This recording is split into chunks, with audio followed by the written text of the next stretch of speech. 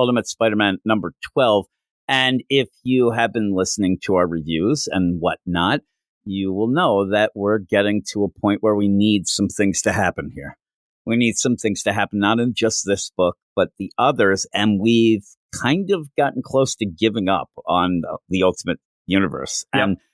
And with all that, the big play is, wait for another year to get to the maker showing up. And I don't know if we get another year like this, where it is just standing around talking, then I'll just check out. And people can tell me how it is. Wait for another year in real time. No big deal.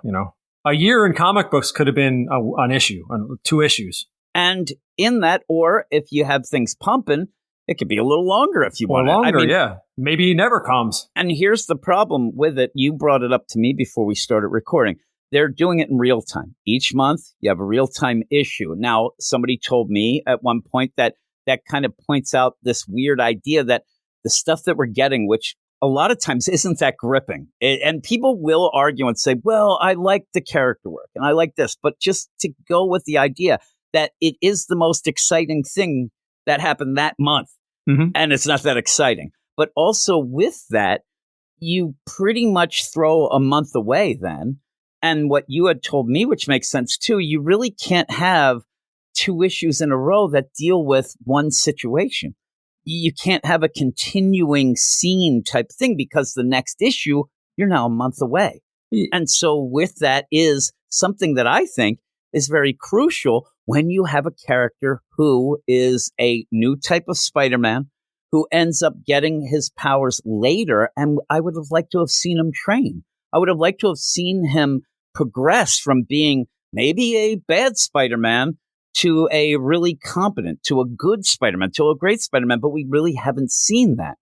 And it is one of the things is the problem is the setup, where if you end up thinking about it, if you see him training a little in one issue, you're going to just have to assume that he then trained for the next 30 days. Mm-hmm. And now we get to the next point. But that's the stuff that I wanted to see. And it's not like I need people argue and say, I don't need to see that. We know. But this is a different Spider-Man. He's older. I want to see how he ends up progressing a little. I mean, people were excited last issue when we actually did get some Spider-Man. Boy, you don't get it in this issue. No, you don't at all. And so in that, it's just, it ends up being a issue and a lot of issues of this run where if you tell me and people, if you like it, that's fine. But please, I need some sort of thing that I can see the characters progressing, the characters not just growing because they're talking. I want to see Spider-Man. I want to see all this. And I do have my theory, and this is just out of the blue, my theory on why people will defend this book to the end of time. To me, I think that whether they do it consciously or subconsciously, they're afraid that if they don't like this book, mm-hmm. then Marvel will then take that as, oh, they don't like it. They don't want the family together. They think that they are going to ruin this whole concept of getting the family if they don't like each issue. And please, these issues, while the dialogue's written good, the situations could be kind of whatever, but that doesn't mean that it makes it a good issue when we keep getting these type of issues. And it just ends up being slice of life in a way that if I was at this party, I would leave. I would be annoyed. Everybody is miserable. Everybody is just bitching and moaning at each other, and that's fine. But I would not, as a person at the party, I wouldn't be having fun, and I'd leave. So why do I want to eavesdrop into it? And it does feel like, you're just sitting there watching, what is this? They're airing their grievances. It's Festivus out of nowhere. It just, again, and having to do a Christmas issue, again, kind of pulls it, and that's that month-to-month deal. So we're going to end up having, another year till the maker comes, but you never really get a lot of, progression. And you don't get momentum because you keep going then to the next one. And the next issue could be Ben and J. Jonah doing something with the paper. Then the next issue is Mary Jane. But it never feels like it's like combined into an overall story. The only way you could do it is if you had it at the end of the month and then the beginning of the next month. Yeah, you could do that. But again, what it feels like... That's the only way, though. What this feels like is, and, I know that usually books come out every month or every twice, but it feels like a friend that you just go visit for a day each month. You're not going to get a ton. And really, at least then you might get somebody might tell you some of the fun things that happen in the month. But in the meantime, a lot of it is just also, like, oh, let's see what's going on. Also, they're forced to come out with something, too. Like, they can't delay it or anything. They have to put it out, whether it's good or not, too. Yeah, so it's just a lot of standing around talking here because it is a Christmas issue. I will give the credits. It's Ultimate Spider-Man number 12. As I said, it is written by Jonathan Hickman and the art by Marco Checchetto. So we end up going into this, and J. Jonah and Ben show up. I swear to God, I wanted somebody to say, "Oh, I'm glad you brought a date, Uncle Ben." It would have made me laugh because they show up almost like that. Well, they get there. Richard comes over and answers the door, and then it's a rundown. Oh, look who's here. And there's a joke here where you have Ben say, see, everybody wore their Christmas sweaters. This is a tradition. The weird thing about it is when he sang the joke where it should hit that you see them all, you only see the aunt. And everybody else is turned the other way. So you don't even see them. And you can barely see that she has candy canes on. And then throughout, you'll end up seeing the individual sweaters, and they're not even that good. They're more of, like, I guess, jokey word sweaters. They're not all ugly. Mary Jane's mom, sweaters. This lady, is terrible. It's like holly or something on it. Yeah. It's just like almost like it's like, hey, that's the joke, but it changes let's not go like when you look at it different times. The holly's like different. That drove me nuts. It's like it follows you around. So the big play here is that Mary Jane's family's there. You have Mary Jane's mom, Mary Jane's sister, Mary Jane's aunt. So they're all there. And you get Mary Jane's hot mom, who's, single and ready to mingle. And she's a world traveler. And she hears Uncle Ben, unfortunately Aunt May died, but he should get back on the horse. Now, in the meantime, J. Jonah is wanting her. Then you end up having Sister Gail, who goes and is just a bitch. I mean, just shows up with Mary Jane. They don't get along. And we find out that she's getting a divorce. Her husband's cheating on her. And she showed up at the party because she wanted to cheer herself up by seeing how bad Mary Jane's life is. But then she gets miserable because Peter even said, Peter's like, something's about him. I like him, because she always said that Peter was not good enough, that Mary Jane, she went down. Yeah, that's basically what and the best part of it is that Gail's right. This whole issue's boring. And I'm telling you. So also, you have great kids. Peter's pretty cool. And you're doing all this. Now she's even more upset, starts crying. Yeah. Again, not fun. It's like watching it. She's having an existential crisis. And we're like, okay, great. Next thing she's going to buy a red Corvette. And, if she was a dude, they go around. And it's nonsense. So in that is this, and again, people may read it and say, oh, but I like this. If you like this sort of stuff, fine. But in the meantime, is this going to work out throughout the story to get us to the maker? Is this the most important thing that we can get out of a month long of stories getting in one issue? Is it enough to find out that Gail is kind of a jerk who's getting divorced, or that her hot mom has the hots for Uncle Ben? Mm-hmm. Now, maybe they'll become recurring characters, but even so, there's a lot more other things that I'd rather see than this. And when we get to the cliffhanger is great, but to get to that is a bit of a slog. You have to go through it. It's pretty much one of the most boring parties I would have ever been to. And I don't go to a lot of parties. And there's a nonsense Christmas tree, too. I don't know, with little mini presents on it and stuff. I don't know. And then there's even little things where Mary Jane's getting these appetizers ready and her mom wants to help. And she's like, no, they're just catered stuff and I'm going to heat them up. I'm like, okay. The mom's judging her. Yeah, everybody's mom miserable. Looks like she hasn't cooked a meal in her life. I know. Yeah, really. The thing is, I think there might be 3 people who smile throughout any panel. Everybody's miserable. That to me, that's the art, which I think sucks. So that's just my thing. I hate it. People lose it with that. But again, I feel bad for Marco Checchetto. What does he have to draw? He draws a lot of people standing around with their arms crossed. You don't use him for this. You use him for something. Another guy for this. So you end up where, as this goes on, little May, cute as a button, she borrows Mary Jane's phone, her mom's phone, and Mary Jane says, if anybody calls, let me know. So that's just a prop pretty much for throughout this. You have Gwen keeps calling. Gwen's calling. Now, here's the thing, Mary Jane. Gwen is not really a talky girl that's been cut. Well, as far as we know. I don't get that Gwen is calling all the time. You know that the big play would be something with Harry, and you answer the phone and see if something's wrong. And she's like, let it go to voicemail. Well, also, don't tell your daughter to let me know if somebody calls if you don't care. Yeah, that's what I was going to say. Say, if anybody calls, ignore them. Just ignore it. Don't answer it. Or it'd be funny if it was just May who answers it at one point, just randomly. And Mary Jane's like, no. But again, when Gwen calls a second, third, you got to figure something's wrong. Gwen is not calling to catch up.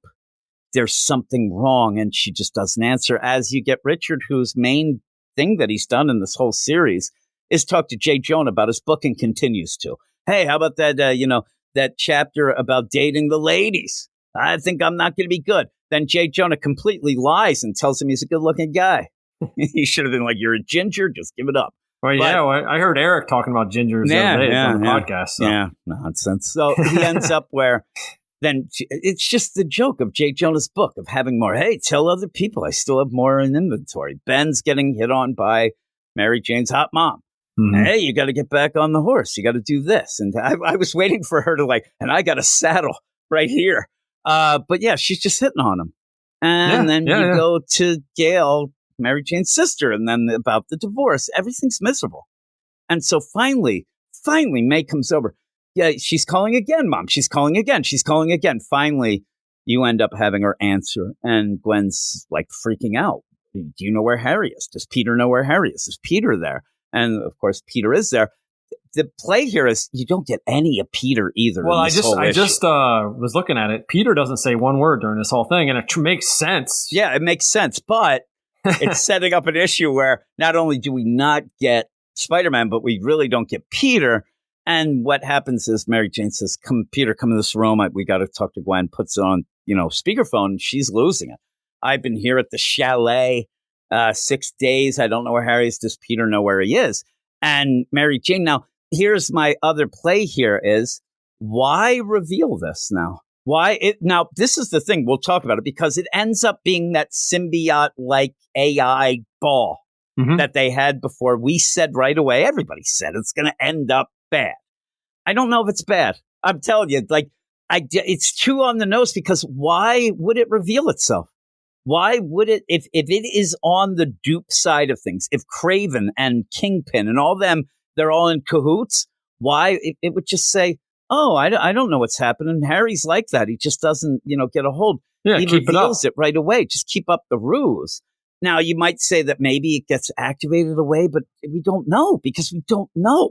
So the whole idea of having it kind of react, and remember, it was, hey, I can watch over the kids and whatnot. We right away, so it's going to be banging and stuff. But the play of it is it going to be the thing that saves Peter and Harry? And I believe it might be, because if it's not, if you're fully convinced that it's bad, then that might mean Doc Ock is bad, which you would think eventually. But you'd also think that then Kingpin and Craven, they know where they live. They know where Mary Jane is. It's really bad already to have Spider-Man, Peter, captured, because that's what we see. I mean, I've told people that Mary Jane and the kids are in big trouble, and this would be big trouble, right? Well, maybe Peter just says hey, can you attend this party for me? Because I really hate Christmas parties. So he just had the symbiote do it for him. But I mean, he is captured. No, I know. He might have said beforehand. I think. Well, remember at one point it was hey, I'll watch them or whatnot.